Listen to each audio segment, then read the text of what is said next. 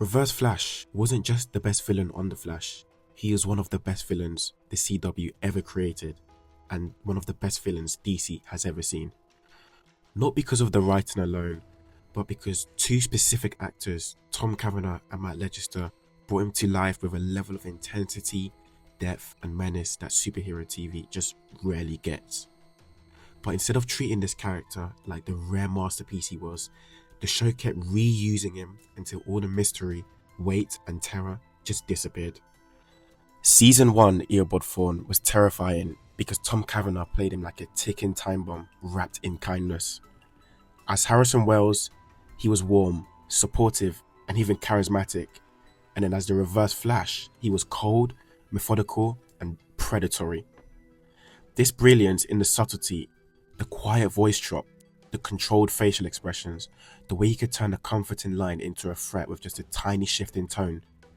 You always felt like Wells was 2 steps ahead, analysing everyone in the room and even enjoying it. Cavanagh created a villain who didn't need jump scares or loud threats. The danger was in the silence, the stillness. He made Reverse Flash feel inevitable. And then there was Matt Legister, a completely different interpretation of the same man but equally chilling. While Cavanagh's Thawne was calculated and simmering, Legister's version was unleashed, theatrical, arrogant and gleefully cruel. He captured the comic-accurate ego of the pettiness of Eobard Thawne, the man who hates Barry for being everything he could never become. To me, what's incredible is that despite looking and acting different, they essentially feel like the same character. Together, these two performances gave Reverse Flash significant layers, evolution and personality. This literally should have been a goldmine for the writers, a villain who could reinvent himself every single time he appeared. The potential of this character hurts badly.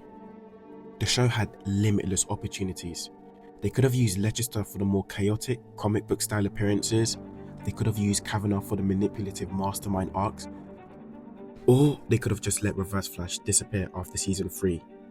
His story was already told, his impact was already permanent. Instead, the CW chose quantity over quality, to which we've come to know. Season 2, in my opinion, was probably Reverse Flash's last good performance. By season 5, Reverse Flash wasn't a character anymore. He was simply a button the writers pushed when they needed hype, and this happens across all media. Go check out Dragon Ball Z. Every time they run out of creative ideas, they start bringing back old villains like Frieza, who's very iconic like the Reverse Flash. Every appearance followed the same formula. Thawne returns, says he's always one step ahead, gets defeated or escapes, with literally no meaningful change. Because he kept coming back so often, the tension died for the viewers. The mystery died, and the terrifying mastermind from season 1 became predictable, which is far from what the character was. It's genuinely, how do I put it into words, really difficult to understand how these two characters are the same. The overuse didn't just cheapen the character, it cheapened the actors who made him iconic. Reverse Flash should have remained the show's secret weapon or even trump card. Rare, strategic and evolving on every appearance. Tom Cavanagh and Matt Legister delivered some of the best villain performances in any superhero series.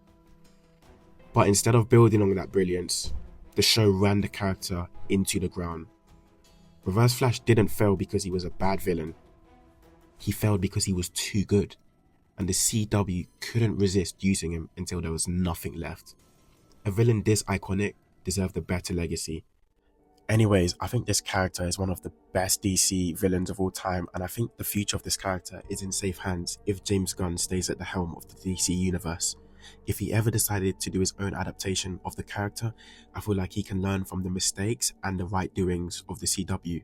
And I've seen a couple fan castings. Some of you guys on Reddit have said William Berthel, Bullseye as Eobard Thawne, and I could really see that. Or maybe Anthony Starr. Anyway, like and subscribe. I hope you guys love this video, and let me know who your favorite DC villains are and if you agreed with the concept of this video.